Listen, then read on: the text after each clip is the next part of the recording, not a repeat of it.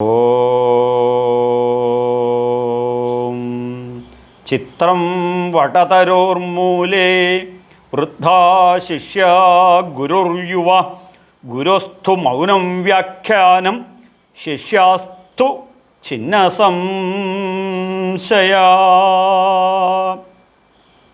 ഹരേ ശരണമയ്യപ്പ. ശ്രീ ഗുരുഭ്യോ നമഃ. എല്ലാ സ്നേഹം നിറഞ്ഞ ഭഗവത്ഗീത ഭാഗവത വിചിന്തന കുടുംബാംഗങ്ങൾക്കും നൂറായിരം സ്നേഹാശംസകൾ. സെമിറ്റിക് മതങ്ങളിൽ ഏകദൈവവും ഏക ഗ്രന്ഥവും കൊണ്ട് ഞാൻ പറഞ്ഞു എന്ന് പറയരുത്, അവരിങ്ങനെ കൂപമണ്ടൂക ബുദ്ധിയിൽ അവർ നിൽക്കുകയാണ്. എന്നാൽ സനാതനമായ ഋഷിപ്രോക്തമായ ഭാരതീയ ഹൈന്ദവ സംസ്കൃതിയിലുള്ള നിങ്ങൾക്കും എനിക്കും ഒരു ലൈബ്രറി ഉണ്ട് സ്വന്തമായിട്ട്.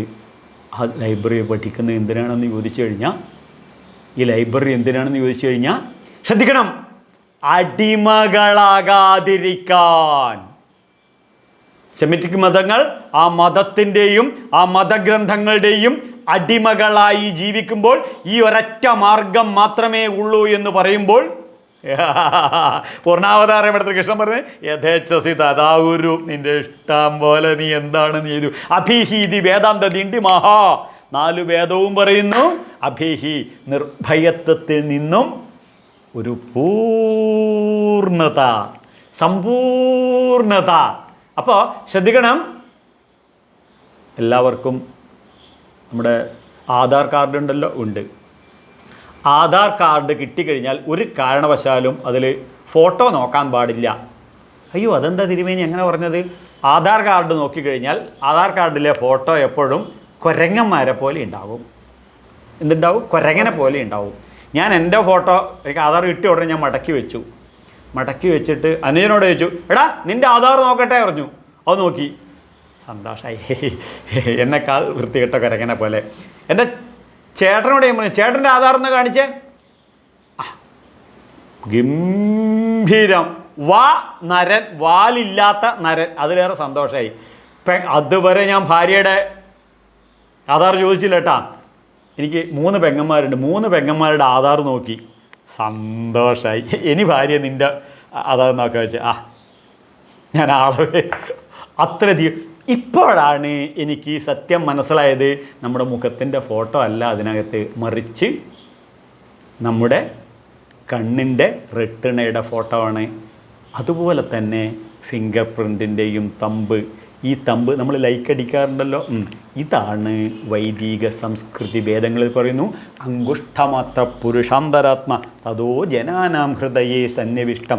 തള്ള വിരല്, ദൈവത്തിൻ്റെ കയ്യൊപ്പ്. തള്ള എന്ന് പറഞ്ഞു കഴിഞ്ഞാൽ ഇത് വിരലുകളുടെ തള്ള. ഒപ്പം പ്രപഞ്ചത്തിൻ്റെ തള്ളയായ ജഗദീശ്വരൻ്റെ കയ്യൊപ്പ് ഓരോ വിരലുകളിലും പതിഞ്ഞിരിക്കുന്നു. ശ്രദ്ധിക്കണം, ഈ ആധാർ എന്താണ്? നമ്മുടെ വ്യക്തിയുടെ ഐഡൻറ്റിറ്റിയാണ്. ഈ വ്യക്തിയിൽ നിന്നും ശ്രദ്ധിക്കണം, വ്യക്തിയിൽ നിന്നും വ്യക്തിത്വത്തിലോട്ട് സമഗ്രമായ അടിമുടി ഒരു പരിവർത്തനം.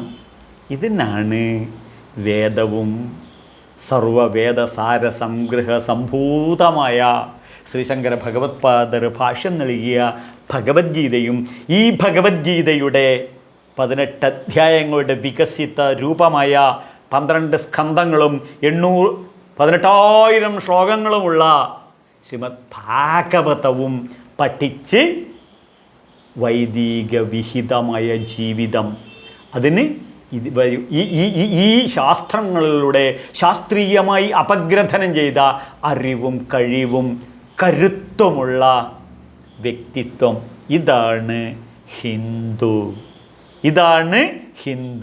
അപ്പോൾ ആ ഹിന്ദുവിൻ്റെ മനസ്സിൻ്റെ മനോവികാസം ഇൻ്റർനാഷണൽ സ്റ്റേഡിയം പോലെ ഇരിക്കും. ഒരു നാരോ ബ്രിഡ്ജിൽ നിന്നും ഒരു ഇൻ്റർനാഷണൽ സ്റ്റേഡിയത്തിലോട്ട് ഉയരും. അപ്പോൾ ശ്രദ്ധിക്കണം, ഈ വികസിത തത്വസംഹിതയിൽ നിന്നും ഉരുത്തിരിഞ്ഞു വരുന്ന ഒരു സബ്ജക്റ്റാണ് ആക്സെപ്റ്റൻസി. ആക്സെപ്റ്റൻസി പറഞ്ഞു കഴിഞ്ഞാൽ ഉൾക്കൊള്ളുക, അംഗീകരിക്കുക. അപ്പോൾ നമ്മൾ ജീവിതത്തിൽ നമ്മളെ അച്ഛനെ അംഗീകരിക്കും, നമ്മളെ അമ്മയെ അംഗീകരിക്കും, നമ്മളെ ഭാര്യയെ അംഗീകരിക്കും, നമ്മളെ ഭർത്താവിനെ അംഗീകരിക്കും, നമ്മളെ മക്കളെ അംഗീകരിക്കും, നമ്മളെ സഹോദരി സഹോദരന്മാരെ അംഗീകരിക്കും, സുഹൃത്തുക്കളെ അംഗീകരിക്കും, ഫ്രണ്ട്സുകളെ എല്ലാവരെയും അംഗീകരിക്കും, മുഖ്യമന്ത്രിയെ അംഗീകരിക്കും, പ്രധാനമന്ത്രിയെ അംഗീകരിക്കും, ലോകരാഷ്ട്രങ്ങളെ എല്ലാവരെയും അംഗീകരിക്കുന്ന ഒരു വലിയ വ്യക്തിത്വത്തിനുടമയായിത്തീരും ആര്? ഞാനും നിങ്ങളും അടങ്ങുന്ന ഈ സമൂഹം. ഈ വ്യക്തിത്വം കൃത്യമായും വ്യക്തമായും ദിശാബോധത്തോടുകൂടി ജീവിക്കുമ്പോൾ നമ്മുടെ മക്കൾ അവർക്ക് റോൾ മോഡലായി മാറും നമ്മൾ. അതുകൊണ്ട് നമ്മൾ ഈ ശാസ്ത്രങ്ങളെ ശാസ്ത്രീയമായി പഠിച്ച് ഇംപ്ലിമെൻ്റ് ചെയ്യുമ്പോൾ നമ്മൾ മക്കൾ ഈ രീതിയിൽ തന്നെ വളരും. ഒരു ഉദാഹരണം പറയുകയാണെന്നുണ്ടെങ്കിൽ, മുൻ ശബരിമല മേശാന്തിയും കൃഷ്ണ യജുർവേദ പണ്ഡിതനും ഭാഗവതോത്തമനും ഭഗവത്ഗീത ആചാര്യനുമാണ് എൻ്റെ അച്ഛൻ. നിങ്ങൾക്കെല്ലാവർക്കും അറിയാം, ശംഭുവാധ്യായർ. അദ്ദേഹം ഈ സംസ്കൃതിയിൽ കൊണ്ടു നടക്കുന്ന മാധുര്യ ജീവിതം കണ്ടിട്ടാണ് ഞാൻ വളർന്നത്. അതുകൊണ്ട് ഞാനും ഈ സംസ്കൃതിയെ നെഞ്ചോട് ചേർക്കുന്നു. അപ്പോൾ ശ്രദ്ധിക്കണം, അതിന് എന്ത് ചെയ്യണം? എൻ്റെ അച്ഛനിതാന്ന് പറഞ്ഞിട്ട് കാര്യമില്ല. അതിന് ശ്രീശങ്കര ഭഗവത്പാദർ പറയും, ബ്രാഹ്മണ ബന്ധു എന്ന് പറയും, അല്ലെങ്കിൽ ബ്രാഹ്മണ പുത്രൻ എന്ന് പറയും. ബ്രഹ്മജ്ഞാനം വേണം. അപ്പോൾ ശ്രദ്ധിക്കണം, ഈ വൈദികമായ സംസ്കൃതിയുടെ ഉദാത്തമായ പ്രതീകമാണ് ക്ഷേത്രവും ക്ഷേത്ര സംസ്കൃതിയും. ഇവിടെ നമ്മൾ വെറുതെ തൊഴുത് പോകുന്ന ഒരു സംസ്കാരത്തിലോട്ട് ക്ഷേത്രത്തിനെ തകർക്കരുത്. ക്ഷേത്രത്തിൽ പോയി പ്രാർത്ഥിക്കരുത്. 4 പതിറ്റാണ്ട് കാലഘട്ടത്തിലെ വൈദിക ശാസ്ത്രാധിഷ്ഠിത ജീവിതം നയിക്കുന്ന അദ്വൈത വേദാന്ത വിദ്യാർത്ഥിയായ ഞാൻ പറയുന്നു പ്രേമപൂർവം, ഹൈന്ദവ സംസ്കൃതിയിൽ പ്രാർത്ഥനയില്ല, ക്ഷേത്ര സംസ്കൃതിയിൽ അങ്ങനെ ഒരു സംസ്കാരമില്ല. മറിച്ച് പ്രയത്നവും പരിശീലനവും പ്രവൃത്തിയുമാണ്. പ്രയത്നവും പരിശീലനവും പ്രവൃത്തിയും. ഇതിന് മനസ്സിനെ ഉയർത്താനുള്ള മൈൻഡ് ട്രാൻസ്ഫോമിംഗ് സെൻറ്ററുകളാണ് ക്ഷേത്രവും ക്ഷേത്ര സംസ്കൃതിയും. അതിന് എന്ത് വേണം? നമ്മൾ നമ്മുടെ ജീവിതത്തിൽ വ്യക്തമായ ചില കൃത്യനിഷ്ഠതയും, ശ്രദ്ധിക്കണം, ആചാര അനുഷ്ഠാനങ്ങളും കൊണ്ട് നടക്കണം. അപ്പോൾ കൃത്യമായ ആചാരവും അനുഷ്ഠാനങ്ങളും കൃത്യനിഷ്ഠതയും കൊണ്ടു നടക്കുകയാണെന്നുണ്ടെങ്കിൽ എന്താണ്? ആരോഗ്യമുള്ള, മനഃശക്തിയുള്ള, മനക്കരുത്തുള്ള ഒരു വ്യക്തിയായി തീരാൻ സാധിക്കും. ഈ സംസ്കൃതിയിലൂടെ വളർത്തുന്ന നമ്മുടെ മക്കൾക്ക് ആരോഗ്യവും മനഃശക്തിയും മനക്കരുത്തും ഊർജവും ഉണ്ടാകും. അപ്പോൾ മനോരോഗലക്ഷണം ആദ്യം എന്താണെന്ന് പഠിക്കണം, എന്നാലേ മനക്കരുത്തിനെ കുറിച്ച് പറയാൻ പറ്റുള്ളൂ. മനോരോഗ ലക്ഷണമാണ്. ശ്രദ്ധിക്കണം, ആദ്യം മനസ്സെന്താന്ന് പറഞ്ഞാൽ സങ്കല്പ വികല്പാത്മഹ മനഃ, അതാണോ ഇതാണോ എന്നുള്ള ചോദ്യം. സങ്കല്പ വികല്പാത്മഹ മനഃ, ഈ സങ്കല്പ വികല്പാത്മകതയുടെ ഒരു കാട്ടുതീയായി മാറും മനസ്സ്. ഇതാണ് മനോരോഗം. ഒന്നുമില്ല, ഇംബാലൻസ്ഡ് മൈൻഡ്. മനസ്സിലായില്ല അല്ലേ?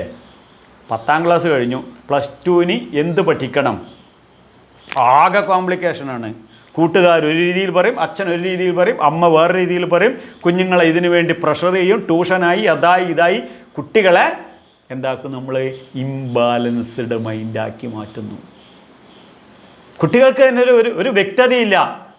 MBBS-ന് കൊടുത്തു, അത് കിട്ടിയില്ല. എന്നാൽ എഞ്ചിനീയറിങ്ങിന് പോവാ, എന്നാൽ അതും കിട്ടിയില്ല. എന്നാൽ CAക്ക് പോവാ, അതും കിട്ടിയില്ല. എന്നാൽ ഒരു കാര്യം ചെയ്യുക, ഡിഗ്രി എടുത്തോട്ടെ. കണ്ടോ ഇംബാലൻസ്ഡ് മൈൻഡ്. അപ്പോൾ ഇംബാലൻസ്ഡ് മൈൻഡുള്ള വ്യക്തിക്ക് ശ്രദ്ധിക്കണം, സ്ട്രെസ്സും സ്ട്രെയിനും ഈ പിരിമുറുക്കവും കൂടും. എന്തുകൂടും? പിരിമുറുക്കവും കൂടും. ഒരു നൂലിൽ നമ്മൾ പിരി കൂടുതൽ കൂട്ടിക്കഴിഞ്ഞാൽ ഒരു സൈഡിൽ മാത്രം തയ്ച്ച് നമ്മൾ പൂണൂല് പിരിക്കുന്ന സമയത്ത് ഓവറായി കഴിഞ്ഞാൽ അത് വീണ്ടും പിരിഞ്ഞ് കൂടും. അപ്പോൾ ഇതാണ് ഈ പിരിമുറുക്കം. അപ്പോൾ സ്ട്രെസ്സും സ്ട്രെയിനും പിരിമുറുക്കവും കൂടുമ്പോഴേ നമ്മളെ ജീവിതം അവതാളത്തിലാവും. അപ്പോൾ ഈ പിരിമുറുക്കവും സ്ട്രെസ്സും സ്ട്രെയിനും ഈ ഇംബാലൻസ്ഡ് മൈൻഡും പൂർണ്ണമായി നമ്മൾ ജീവിതത്തിലെ ഒഴിവാക്കണം. അപ്പോഴാണ് ശ്രദ്ധിക്കണം, പൂർണ്ണാവതാരമെടുത്ത കൃഷ്ണൻ പഠിപ്പിച്ച മാർഗത്തിലൂടെ പോകുമ്പോൾ സമ്പൂർണ്ണ വ്യക്തിത്വത്തിലോട്ട് നമുക്ക് ഉയരാൻ പറ്റും. അപ്പോൾ സമ്പൂർണ്ണ വ്യക്തിത്വത്തിലോട്ട് നമ്മൾ ഉയരുമ്പോഴേക്കും ഇവിടെ ശ്രദ്ധിക്കൂ, ബാലൻസ്ഡ് മൈൻഡാകും. എന്താകും? ബാലൻസ്ഡ് മൈൻഡാകും. അത് ഞാൻ എൻ്റെ ജീവിതത്തിലെ അനുഭവം എന്താ വെച്ച് കഴിഞ്ഞാൽ, ഞാൻ കഴിഞ്ഞ മാസം ശബരിമല പോവുമായിരുന്നു. അപ്പോൾ ശബരിമല പോകുമ്പോൾ ഞാനും എൻ്റെ അനന്തരവനും എൻ്റെ മകനും ഉണ്ട്. അപ്പോൾ ഞാൻ പമ്പയിൽ എനിക്കവിടെ സെപ്പറേറ്റ് സ്ഥലമൊക്കെ ഉണ്ട് കാറ് വെക്കാൻ. ഞാൻ അവിടെ കാറ് വെച്ച് അവിടെ നിന്ന് ഇങ്ങോട്ട് ഇറങ്ങി എൻ്റെ അനന്തരവനോട് പറഞ്ഞു, എടാ ബാഗും അതും ഇതൊക്കെ എടുത്തോളൂ എന്ന് പറഞ്ഞു. താക്കോൽ അവൻ്റെ കയ്യിൽ കൊടുത്ത് അവൻ പൂട്ടി ഇങ്ങ് എടുക്കുകയും ചെയ്തു. അപ്പോൾ ഞങ്ങൾ മല കയറി നടപ്പന്തലിൻ്റെ അവിടെ എത്തി. അപ്പോൾ നടപ്പന്തലിൻ്റെ അവിടെ എത്തിക്കഴിഞ്ഞാൽ ഈ ഡ്രസ്സ്, ഈ ഉടുത്ത മുണ്ടും ഇതൊക്കെ മാറ്റി വേറെ ഒരു നല്ല മുണ്ടും വേഷ്ടിയൊക്കെ ഞാൻ ഉടുക്കും. ഈ സമയത്ത് എൻ്റെ അനന്തരവൻ എന്നോട് ചോദിച്ചു, അമ്മാവാ പേഴ്സിൽ എന്തൊക്കെയുണ്ട് അമ്മാവൻ്റെ ചോദിച്ചു. ഞാൻ പറഞ്ഞു, പേഴ്സിൽ പല സാധനങ്ങളുണ്ട് മോനെ. എന്തുണ്ട്? അതിൽ പാൻ കാർഡ് ഉണ്ട്. ഓ ആ പാൻ കാർഡ് ഉണ്ട്. പിന്നെ ആധാറുണ്ട്. ഓ ആധാറും ഉണ്ടോ? ആധാറുണ്ട്. പിന്നെ ATM കാർഡുണ്ട്. പിന്നെ ക്രെഡിറ്റ് കാർഡും ഉണ്ട്. എത്ര ബാങ്കിൻ്റെ ATM കാർഡ് ഉണ്ട് അമ്മാവ? 4 ബാങ്കിൻ്റെ ഉണ്ട്. പിന്നെ പൈസ ഒരു 5,000-8,000 രൂപ ഉണ്ടാവും, അത്രേ ഉണ്ടാവുള്ളൂ പേഴ്സ് എന്ന് പറഞ്ഞു. ഓ അത് ശരി. അല്ല നീ എന്താ മോനെ ഇത്ര വിശദമായിട്ട് ചോദിക്കുന്നത്? അമ്മാവ പേഴ്സ് പോയി. ഞാൻ പറഞ്ഞു, സാരില്ല മോനെ, പേഴ്സല്ലേ പോയിട്ടുള്ളൂ, നീ ഉണ്ടല്ലോ എൻ്റെ കൂട്ടത്തിൽ ഉണ്ട്. നിന്നെ വല്ല പുലിയും പിടിച്ചിട്ട് വഴിയിൽ നിന്ന് പോയിട്ടുണ്ടെങ്കിൽ എൻ്റെ പെങ്ങളെ ചോദിച്ചാൽ ഞാൻ എന്താ മോനെ മറുപടി പറയുക? അത് പോട്ടെ, മോൻ എവിടെ പോയി? ദേ അവൻ അവിടെ നിൽക്കുന്നു. ആ മോനും ഉണ്ട്. വല്ല വിധത്തിൽ ഇവനെ വല്ല പുലിയും പിടിച്ചിട്ടുണ്ടെങ്കിൽ എൻ്റെ ഭാര്യ ചോദിച്ചു കഴിഞ്ഞാൽ ഞാൻ എന്ത് മറുപടി പറയും? അണ്ട് ഇവനും ഉണ്ട്, നീയും ഉണ്ട്, എനിക്കും ഒന്നും പറ്റിയില്ല, പേഴ്സല്ലേ പോയുള്ളൂ. ശരി ശരണമയ്യപ്പ. അണ്ടകടാഹത്തെ മുഴുവൻ നിയന്ത്രിക്കുന്ന ആ തത്വമസി പൊരുളിനറിയാം സർവജ്ഞനായ ഭഗവാൻ. അവിടെ നിന്ന് ശരണം വിളിച്ചുകൊണ്ട് ആ ഉള്ളിനകത്തുള്ള ആഴിയെ ജ്വലിപ്പിച്ചുകൊണ്ട്, ഉള്ളിനകത്തുള്ള നെയ്മുദ്ര എടുത്തുകൊണ്ട്, ഉള്ളിനകത്തുള്ള നാളികേരം ഉടച്ചുകൊണ്ട് ആ 18-ാം പടി ജീവിതത്തിൻ്റെ ഉയർച്ചയായി കണ്ടുകൊണ്ട് കയറി ആ സ്വർണ്ണക്കൊടിമരം തൊട്ട് നെഞ്ചിൽ വെച്ച് തത്വമസിപ്പൊരുളിനെ മനസ്സിൽ ധ്യാനിച്ചുകൊണ്ട് മുന്നോട്ട് നീങ്ങുമ്പോൾ അഭയവരതം നൽകി മനസ്സിൻ്റെ സമ്പൂർണ്ണ സൗഖ്യത്തിലോട്ട് ഉയർത്തുന്ന ആ പൊന്നു ഭഗവാനെ തമ്പുരാനെ കണ്ടു. അപ്പോഴേക്കും പേഴ്സ് നഷ്ടപ്പെട്ടതൊന്നും എവിടെയും ഓർമ്മയില്ല. അങ്ങനെ ബാക്കിയുള്ള കർമ്മങ്ങളും ഇതൊക്കെ ചെയ്ത് 2 ദിവസം അവിടെ പരിപാടികൾ ഇതൊക്കെ കഴിഞ്ഞ് തിരിച്ചു വരുമ്പോൾ വീണ്ടും നടപ്പന്തലിലെത്തിയപ്പോഴാണ് ഓർമ്മ വന്നത്. എന്ത്? പേഴ്സിൻ്റെ കാര്യം. അതും എനിക്ക് ഓർമ്മയില്ല. മെല്ലെ മോൻ എൻ്റെ അടുത്ത് വന്നു, അച്ഛാ എൻ്റെ കൊച്ചേട്ടൻ പറഞ്ഞു പേഴ്സ് കാണുന്നില്ല എന്ന് പറഞ്ഞു.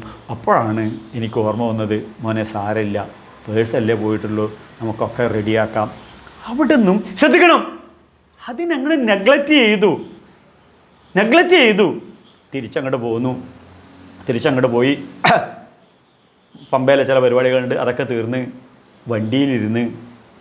വണ്ടി സ്റ്റാർട്ടാക്കുമ്പോൾ ഈ എക്കോ സ്പോട്ടിൽ ബട്ടൺ സ്റ്റാർട്ടാണ്. ഈ ബട്ടൺ സ്റ്റാർട്ടാക്കുമ്പോഴുണ്ട് ഇതിൻ്റെ തൊട്ടിപ്പുറത്ത് എന്ത്? പേഴ്സ് അവിടെ ഉണ്ട്. അപ്പോൾ ഇതുവരെ ഇത്രയും വലിയ സാധനവും സമ്പത്തും കയ്യിൽ നിന്ന് നഷ്ടപ്പെട്ട് കഴിഞ്ഞു. മനസ്സിനെ ബാലൻസ്ഡ് മൈൻഡ് ആക്കുന്നതാണ്. കാരണം ഏവം പരമ്പരാപ്രാപ്തം സദാശിവ സമാരംഭാം ശങ്കരാചാര്യമധ്യമം അസ്മദാചാര്യപര്യന്തം വന്ദേ ഗുരുപരമ്പര. ഈ ഗുരുപരമ്പരയിൽ നിന്നും സ്വായത്തമാക്കിയ ഈ ധർമ്മശാസ്ത്രങ്ങൾ എൻ്റെ മനസ്സിനെ, ശ്രദ്ധിക്കൂ, സമചിത്തതയിലെത്തിച്ചതുകൊണ്ട് ഇതെല്ലാം നഷ്ടപ്പെട്ട് കഴിഞ്ഞാലും പെടുമ്പോഴും ഇവയൊന്നും ഞാൻ കൊണ്ടുവന്നതല്ല, ഇവയൊന്നും എൻ്റെ സ്വന്തമല്ല എന്ന് എനിക്ക് മനസ്സിനെ ബാലൻസ്ഡാക്കി നിലനിർത്താൻ സാധിപ്പിച്ചു. ഇതാണ് ശ്രദ്ധിക്കണം ഈശ്വര അനുഗ്രഹം. ഈ അനുഗ്രഹിക്കുക, കൂട്ടത്തിൽ അയ്യപ്പസ്വാമിയുടെ കൂട്ടത്തിൽ ഗ്രഹിക്കുക, അറിയുക, ഇതാണ് അനുഗ്രഹം. ഇത് കൃത്യമായിട്ട് നമുക്ക് മനസ്സിലാക്കണമെന്നുണ്ടെങ്കിൽ ശ്രീമദ് ഭഗവത്ഗീത 8-ാമത്തെ അധ്യായ അക്ഷരബ്രഹ്മയോഗത്തിൽ 27-ാമത്തെ ശ്ലോകത്തിൽ ശ്രീ ഭഗവാനുവാച സർവ ഐശ്വര്യങ്ങളുടെയും അധിപതിയായ ഭഗവാൻ, ഭഗമുള്ള സർവ ഐശ്വര്യങ്ങളുമുള്ള ഭഗവാനാണ് സാധാരണയായ പുഴുവിൽ പുഴുവായ ഞാനും നിങ്ങളും അടങ്ങുന്ന മാനവരാശിയോട് കൃഷ്ണൻ പറയുന്നു,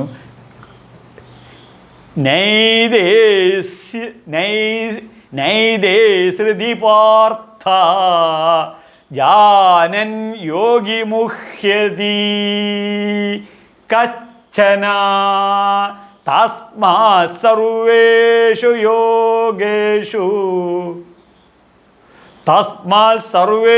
കാലേഷു യോഗയുക്തോ ഭവാർജുന നൈതേ ശ്രുതി വാർത്ത ജ്ഞാനം യോഗി മുഹ്യതി കശ്ചിന തസ്മാത് സർവേഷു കാലേഷു യോഗയുക്തോ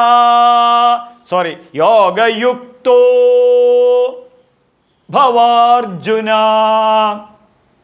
പാർത്ഥ ഏതേ സ്യൂതി ജാനൻ, പാർത്ഥേ ഏതേ സ്യൂതി ജാനൻ. നല്ലൊരു മാർക്കറ്റിംഗ് പ്രിൻസിപ്പിളാണ് അല്ല. ഞാൻ നിന്നോടാണിത് പറയുന്നത്. ഭഗവാൻ പറയാം, മണികണ്ഠ നിനക്കിതൊക്കെ പറഞ്ഞാൽ കുറച്ച് കാര്യങ്ങളൊക്കെ മനസ്സിലാവുമല്ലോ, അതുള്ളക്ക് ഇത് പറഞ്ഞാൽ മനസ്സിലാവുമല്ലോ. ജോർജുട്ടിക്ക് ഈ കാര്യങ്ങളൊക്കെ മനസ്സിലാക്കാൻ കഴിവുള്ളവനാണല്ലോ. ഇവിടെ നമ്മളെ മക്കളോടും നമ്മൾ ഇതേ രീതിയിൽ പെരുമാറണം, നമ്മളെ ഭർത്താവിനോടും നമ്മൾ ഇതേ രീതിയിൽ പെരുമാറണം, നമ്മളെ ഭാര്യയോടും നമ്മളെ സുഹൃത്തുക്കളോടും നമ്മൾ ഇതേ രീതിയിൽ പെരുമാറണം.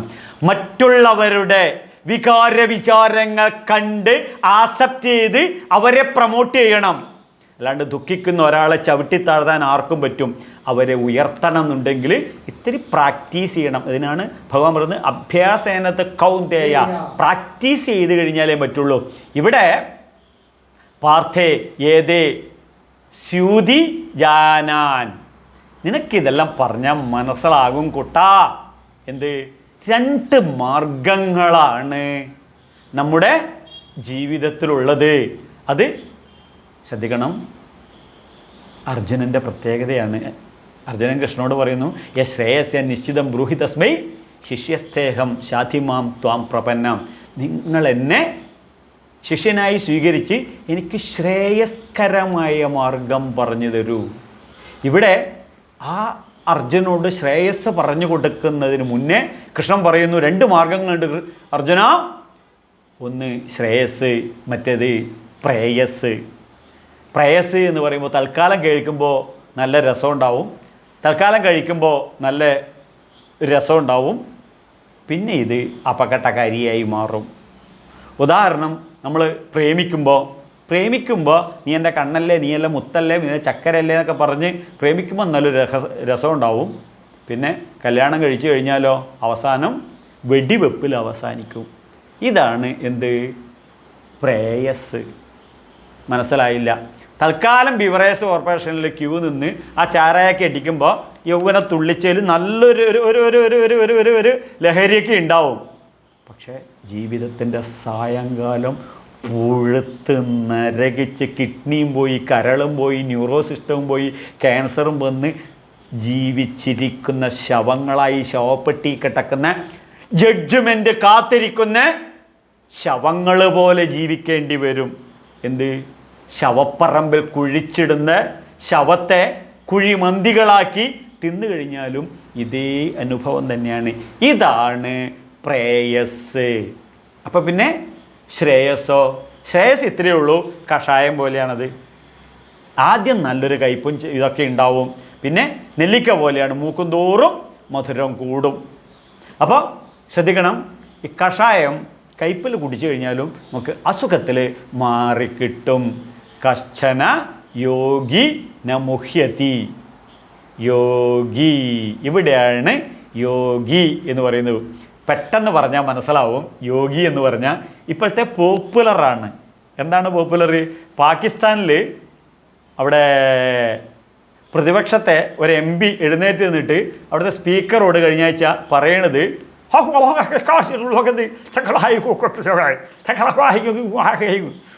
യോഗി ആദിത്യനാഥ്.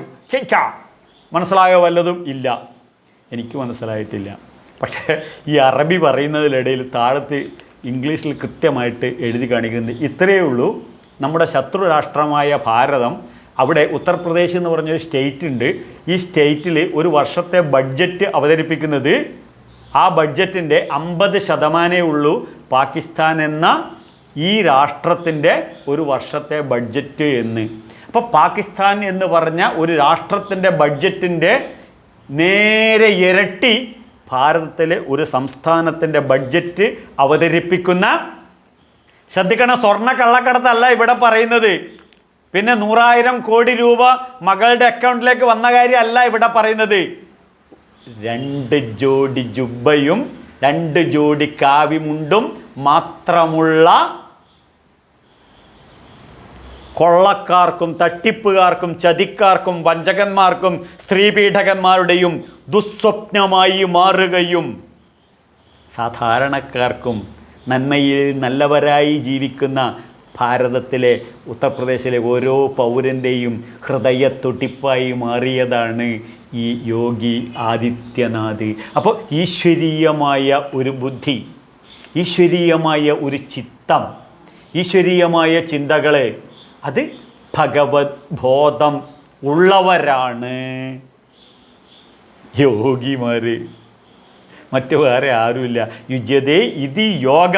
എൻ്റെ ജീവിതത്തിലെ ഓരോ തുട്ടിപ്പും ഈശ്വരീയമായ ചിന്തകൾ, ഈശ്വരീയമായ മയമായി സർവ്വതും കാണുന്നവർ, ഇങ്ങനെയുള്ളവർക്ക് അവരുടെ ബോധത്തിൻ്റെ പേരാണ് ഭഗവത് ബോധം. ശ്രദ്ധിക്കണം, കശ്ചന യോഗി ന മുഹ്യതി. ഇങ്ങനെയുള്ള യോഗിമാർ ഒരു വ്യാമോഹത്തിലും പെടില്ല. നമ്മുടെയൊക്കെ ജീവിതം തകരുന്നത് ഓരോ വ്യാമോഹങ്ങളിൽ പെട്ടിട്ടാണ് എന്നുള്ള സത്യത്തെ ഇവിടെ 5500 വർഷങ്ങൾക്ക് മുന്നേ കൃഷ്ണൻ അസന്നിഗ്ധമായി എഴുതുകയാണ്. ഓരോ വ്യക്തിയുടെയും ജീവിതം തകരുന്നത് ഓരോ മോഹത്തിലല്ല, വ്യാമോഹത്തിൽ പെട്ട് ഉഴലുന്നതാണ്. ഓരോ വ്യാമോഹത്തിൽ പെട്ട് മുങ്ങിക്കുളിക്കുമ്പോഴാണ് നമുക്കറിയാം, കടത്തിൽ ജനിച്ച് കടത്തിൽ വളർന്ന് കടത്തിൽ മരിക്കുന്നവൻ്റെ പേരാണ് മലയാളി. ഒരു നല്ല വീടുണ്ട്, ആ വീട് പൊളിച്ച് നിരത്തി, അവിടെ ആളുടെ പേരൊന്നും ഞാൻ പറയുന്നില്ല, നമ്മളടുത്തൊരു ബന്ധുവാണ്, 80 ലക്ഷം രൂപ ലോൺ എടുത്തിട്ട് ഒരു വീട് വെച്ചു. എന്തിന്? ഇയാൾക്കത്രയും, ഇയാളൊരു ചെറിയ ഒരു ശാന്തിക്കാരനാണ്. ഇയാളുടെ ചേട്ടൻ, അയാളുടെ പ്രൊഫസറാണ്. ചേട്ടൻ്റെ ഭാര്യ പാലയിലൊരു കോളേജിലെ പ്രൊഫസറാണ്. ചേട്ടനും ചേട്ടൻ്റെ ഭാര്യയും പ്രൊഫസറാണ്. 3 ലക്ഷം രൂപ വരുമാനമുണ്ട് മന്ത്ലി. ഇയാൾക്ക് 30,000 ഉറുപ്പ്യേ ഉള്ളൂ. ആ ചേട്ടൻ്റെ വീടിനേക്കാൾ വലിയ വീട് എടുക്കാൻ വേണ്ടിയിട്ട് 80 ലക്ഷം രൂപ ലോൺ എടുത്തു. ഇതാണ് എന്ത്? വ്യാമോഹം.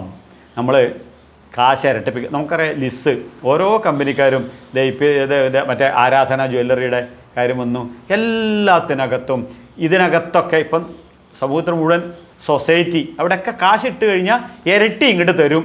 അപ്പോൾ ഈ ഇൻവെസ്റ്റ്മെൻറ്റ് സ്കീമുകളിൽ, അൺഓതറൈസ്ഡ് ഇൻവെസ്റ്റ്മെൻറ്റ് സ്കീമുകളിലൊക്കെ ഈ വ്യാമോഹത്തിൽ പോയിട്ടല്ലേ നമ്മൾ പെടുന്നത്.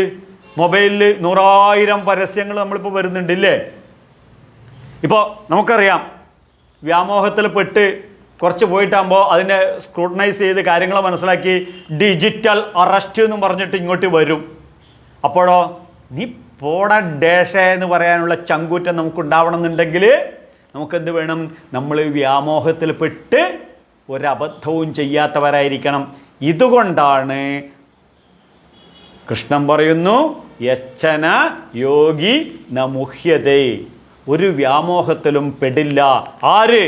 ശ്രീമദ് ഭഗവത്ഗീത എന്ന ധർമ്മശാസ്ത്രം പഠിച്ച് ആ ധർമ്മ അധിഷ്ഠിതമായ ജീവിതം നയിക്കുന്ന വ്യക്തികൾ ഒരു വ്യാമോഹത്തിലും പെട്ട് നമ്മെ ഭക്തപ്രണശ്യതി. കൃഷ്ണനിവിടെ ഒരു പ്രതിജ്ഞ എടുക്കുകയാണ്, ഗുരുവായൂരപ്പൻ ഇവിടെ ഒരു പ്രതിജ്ഞ എടുക്കുന്നതാണ്. എൻ്റെ ഭക്തന്മാരൊരിക്കലും പതിച്ച് നശിക്കില്ല. അവർക്ക് ജീവിതത്തിൽ അഭ്യുദയം, ഓരോ നിമിഷവും ഉയർച്ചയും വളർച്ചയും അവിടെ നിന്നും മുകളിലോട്ടുള്ള വളർച്ചയും ഉയർച്ചയും ഉണ്ടാകുമെന്നുള്ളതാണ് കൃഷ്ണൻ്റെ പ്രതിജ്ഞ. തസ്മാത് അർജുന, അതുകൊണ്ട് പരമാർത്ഥജ്ഞാനിയായ ഹേ അർജുന, സർവേഷു കാലേഷു സദാസമയവും നമ്മുടെ അമ്മയുടെ യൂട്രസിൽ അമ്മയുടെ പ്രാണൻ നമ്മുടെ ശരീരത്തിനകത്തോട്ട് തസ്മാത് സർവേഷു കാലേഷു എപ്പോഴും ഊർജപ്രവാഹം നടത്തിക്കൊണ്ടിരുന്നത് പോലെ അമ്മയുടെ ആ യൂട്രസിൽ നിന്നും നമ്മുടെ ശരീരത്തിലോട്ട് വരുന്ന അംബ്ലിക്കൻ കോഡ് കട്ട് ചെയ്തത് നിമിഷം മുതൽ അന്ത്യശ്വാസം വരെ തസ്മാൽ സർവേഷു കാലേഷു യോഗയുക്ത ഭവാർജുന, നിൻ്റെ ചിന്തകൾ, നിൻ്റെ മനസ്സ്, നിൻ്റെ ബുദ്ധി, നിൻ്റെ ബോധം ഒക്കെ നീ ഞാനാകുന്ന ഒരു സോഫ്റ്റ്വെയറിലൂടെ കടത്തിവിടൂ. 110 kV സബ്സ്റ്റേഷനിൽ നിന്നും വരുന്ന വൈദ്യുതി 3 ഫേസ് ലൈനിൽ നിന്നും വന്ന് ട്രാൻസ്ഫോമറിലൂടെ സ്റ്റെപ്പ് ഡൗൺ ആക്കി 230 വോൾട്ടാക്കി നമ്മുടെ വീട്ടിലെത്തുമ്പോഴേക്കും ഫ്യൂസ് കമ്പിയിലൂടെ കടത്തി വരുമ്പോഴാണ് നമ്മുടെ വീട്ടിൽ പ്രകാശിക്കുന്നത്. ഇതുപോലെ ഭഗവാനിലൂടെ അങ്ങോട്ട് കടത്തി വിടണം. ഈ ഫ്യൂസ് കമ്പിയാണ് യോഗയുക്ത ഭവ. യുക്തിചിന്തകൾ, ബോധചിന്തകൾ, അവനവൻ്റെ ബുദ്ധിക്കും യുക്തിക്കും കോമൺ സെൻസിനും ആസപ്റ്റ് ചെയ്യാവുന്ന ചിന്തകളെ, അൾട്രാ മോഡേൺ സയൻസ് പോലും ആസപ്റ്റ് ചെയ്യുന്ന ചിന്തകളെ പരമാത്മാവിൽ തന്നെ ഉറപ്പിച്ച് പ്രതിഷ്ഠിക്കുന്നു. തസ്മാത് സർവേഷു കാലേഷു യോഗയുക്ത ഭവാർജുന. അസംതൃപ്തമായ മനസ്സിൻ്റെ സമ്പൂർണതയാണ് നമുക്കിവിടെ ദർശിക്കാൻ സാധിക്കുന്നത്. തസ്മാൽ സർവേഷു കാലേഷു മാ മനുസ്മരയുധ്യച എന്ന് ഭഗവത്ഗീതയിൽ മറ്റൊരവസരത്തിൽ കൃഷ്ണൻ പറയുന്നു. തസ്മാത് സർവേഷു കാലേഷു യോഗയുക്തോ ഭവാർജുന. നമ്മുടെ ജീവിതം എല്ലാവരും 99% അസംതൃപ്തമാണ്. നമ്മളെല്ലാത്തിലും അപൂർണമാണ്. നമ്മുടെ മനസ്സ് വികതജ്വര, പൊട്ടി ഒഴുകുന്ന വ്രണം പോലെയാണ്, അരി തളച്ചു പോകുന്ന പോലെയാണ്, അഗ്നിപർവ്വതത്തിൽ നിന്ന് ലാവ ഒഴുകുന്നത് പോലെയുള്ള ആ മനസ്സിനെ ശാന്തമാക്കി നിരിന്ധന ഇവാനില, കെട്ടടങ്ങിയ പെട്രോൾ ടാങ്കി പോലെ, കെട്ടടങ്ങിയ വൈക്കോൽ കൂമ്പാരം പോലെ മനസ്സിനെ സമ്പൂർണ്ണ ശാന്തിയിലേക്ക് ഭഗവാൻ ഇവിടെ ഉയർത്തുകയാണ്. അപ്പോൾ അസംതൃപ്തമായ മനസ്സിൻ്റെ സമ്പൂർണ്ണതയിലേക്ക് ഉയർത്തുകയാണ്. ഇവിടെ സമർപ്പണത്തിൻ്റെയും സംതൃപ്തിയുടെയും ഒരു ചിത്രമാണ് ഭഗവാൻ ഇവിടെ വരച്ചു വയ്ക്കുന്നത്. തസ്മാത് സർവേഷു കാലേഷു യോഗയുക്ത ഭവാർജുന. അപ്പോൾ എല്ലാം ഈശ്വരനിലെ സമർപ്പിച്ചു കഴിഞ്ഞാലോ, രാധേശ്യാം സർവം കൃഷ്ണാർപ്പണം നമ്മൾ കേട്ടിട്ടില്ലേ? അപ്പോഴോ ഭഗവാൻ മറ്റൊരവസരത്തിൽ ഭഗവത്ഗീതയിൽ പറയുന്നു, യത് കരോഷി യദസ്നാസി യത് ജുഹോഷി യദാസി യത് തപസ്യസി കൗന്ദേയ മത്കുരുഷ്വമതർപ്പണം. നീ എന്ത് ചിന്തിക്കുന്നുണ്ടെങ്കിലും, എന്ത് പറയുന്നുണ്ടെങ്കിലും, എന്ത് കഴിക്കുന്നുണ്ടെങ്കിലും, എന്ത് പ്രവർത്തിക്കുന്നുണ്ടെങ്കിലും, എന്ന് ഹോമിക്കുന്നുണ്ടെങ്കിലും മത്കുരുഷ്വമതർപ്പണ, എനിക്കർച്ചനകളായി ചെയ്യൂ എന്ന്. അപ്പോഴോ ഭഗവാൻ പറയുന്നു, തസ്മാത് സർവേഷു കാലേഷു മാ മനുസ്മരയുധ്യച. നീ എല്ലാം എന്നിലർപ്പിച്ച് ജീവിതം മുന്നോട്ട് നയിക്കൂ. എന്നിട്ടോ ഭഗവാൻ ഒരൊറ്റ ഡിമാൻഡേ പറയുന്നുള്ളൂ, മയ്യർപ്പിത മനോബുദ്ധി മാമേ വൈശ്യസ്യ സംശയ മയി നിർബന്ധ ഹൃദയോ സാധവാ സമദർശന വശീകുർവന്തി മാം ഭക്ത്യ സസ്ത്രിയോ സത്പതിം യഥ. ശ്രീമദ് ഭാഗവതത്തിലാണ് ഇത് ഭഗവാൻ പറയുന്നത് അത് എപ്രകാരമാണോ ഈ ഭഗവാനെ നമ്മുടെ ഹൃദയത്തിൽ പ്രതിഷ്ഠിക്കേണ്ടത് എന്ന് ചോദിച്ചു കഴിഞ്ഞാൽ നമ്മുടെ കാമുകിയെ നമ്മൾ എങ്ങനെയാണോ, വേദങ്ങൾ പറയുന്നു ഒരു കാമുകി എങ്ങനെയാണോ കൊണ്ടു നടന്നിട്ട് കുടുംബത്തിലെ കാര്യങ്ങളൊക്കെ ചെയ്ത് പ്രസവിച്ച് കുട്ടിയെ പാലൂട്ടി വളർത്തുന്നത്, അതുപോലെ ഈശ്വരനെ കൊണ്ടുപോകണം. ഇനി ഗൃഹസ്ഥാശ്രമികൾക്ക് പറഞ്ഞിരിക്കുന്ന ഇത് ശ്രദ്ധിക്കണം. മയി നവമസ്കന്ധത്തിൽ 4-ാം അധ്യായത്തിൽ 66-ാമത്തെ ശ്ലോകത്തിൽ ശ്രീമദ് ഭാഗവതത്തിൽ പറയുന്നു, മയി നിർബന്ധ ഹൃദയോ സാധവോ സമദർശന വശി കുർവന്തി മാം ഭക്ത്യ സസ്ത്രീയോ സത്പതിം യഥ. എങ്ങനെയാണോ കുലസ്ത്രീകൾ ഭർത്താവിനെ വശീകരിച്ച് തൻ്റെ ചൊൽപ്പടിക്ക് മുന്നിൽ നിർത്തുന്നത്, ഇതുപോലെ വശീ കുർവന്തി മാം ഭക്ത്യ, ഭക്തിയാകുന്ന ആ ഒരു വികാരം കൊണ്ട്, പരമപ്രേമം കൊണ്ട് കൃഷ്ണനെ നാം കെട്ടിയിടണം. നമുക്കറിയാമല്ലോ ദാമോദരനെ ഈ യശോദാമാതാവ് ഉരലിന് കെട്ടിയിട്ടിരിക്കുന്നത്. ധാമം കൊണ്ടമ്മ കെട്ടിയിട്ടു ദാമോദരനെന്നു ചൊല്ലിയിടുന്നു. ഭക്തിയാകുന്ന കയറുകൊണ്ടാണ് അവിടെ കെട്ടിയിട്ടിരിക്കുന്നത്.